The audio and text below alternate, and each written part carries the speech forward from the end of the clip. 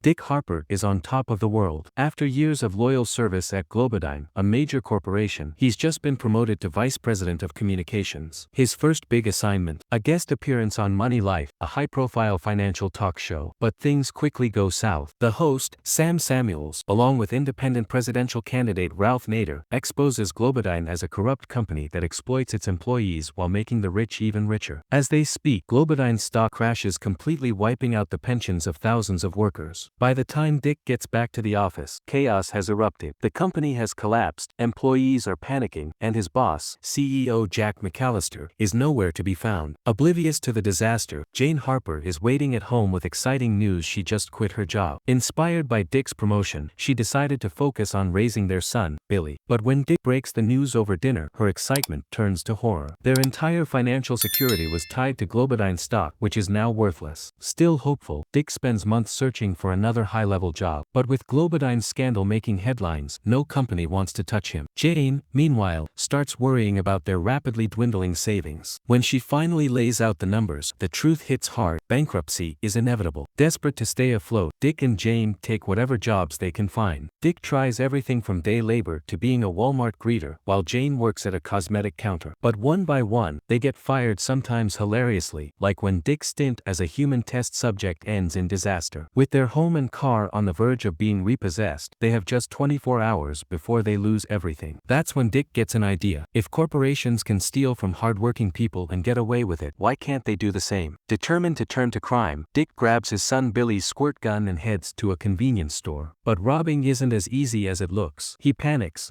grabs a slushie instead of cash, and rushes out. More failed attempts follow, including one where Jane tries to rob a coffee shop but gets caught on security cameras. Finally, they pull off their first real robbery, an amateur heist at a local head shop. The thrill is exhilarating. Fueled by adrenaline and desperation, they dive deeper into their new criminal lifestyle. With each robbery, Dick and Jane get bolder and more professional. They upgrade their disguises, use strategic planning, and even mock their victims with their new catchphrase, "Thank you for your cooperation."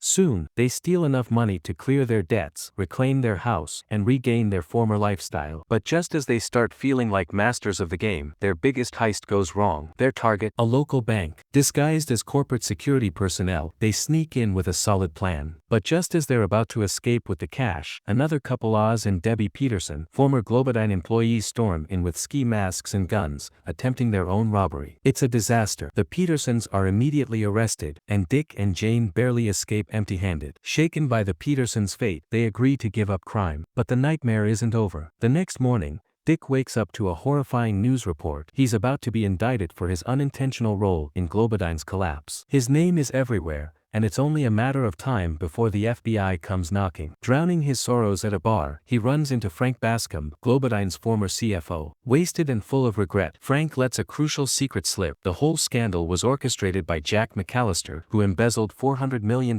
before the collapse and got away scot-free. Worse, Frank, who took a $10 million hush-money bribe, is about to go to prison while McAllister enjoys his fortune in luxury. Now, Dick and Jane have a new target: revenge. With Frank's help, they learn that McAllister is about to transfer his stolen $400 million to an offshore account in the Cayman Islands. The plan: intercept the transfer before it goes through. On the day of the transfer, Dick and Jane infiltrate the bank. Jane sets up a fake computer interface to trick McAllister's assistant, but just as she's about to finalize the transaction, the plan falls apart. Their bluff is called, and the money remains untouched. Furious and out of options, Dick confronts McAllister in person, demanding that he sign over the money. Amused, McAllister mocks him and casually writes a check for just $100. But Dick has one last trick up his sleeve. He rushes to Jane and reveals the real plan. They don't need McAllister's money, just his signature. Since Jane was an art major in college, she can perfectly forge it. The next morning, McAllister walks out of his mansion, expecting another easy day of evading justice. Instead, he's swarmed by news cameras and furious former employees. Confused, he looks at the papers in his hand. Dick had slipped him a pre-written press release. On live TV, he is forced to read that he has generously donated all $400 million to a Globodyne pension fund to support the employees he ruined. It's a masterstroke. With reporters and crowds cheering, McAllister is trapped. If he denies the donation, he exposes his own fraud. If he plays along, he loses everything. As Dick and Jane celebrate among the crowd, McAllister is left stunned, realizing he's been outplayed. died. A news report later shows former Globodyne employees receiving their long-lost pensions, including the now imprisoned Oz and Debbie. McAllister, once worth millions, is now down to just over $2,000. The Harper family, now financially secure, drives off in a Volkswagen. Billy, still learning Spanish, teaches them a new word. As they laugh, a Bentley pulls up beside them. Inside is Dick's old friend Garth, excitedly announcing his new job at a company called Enron.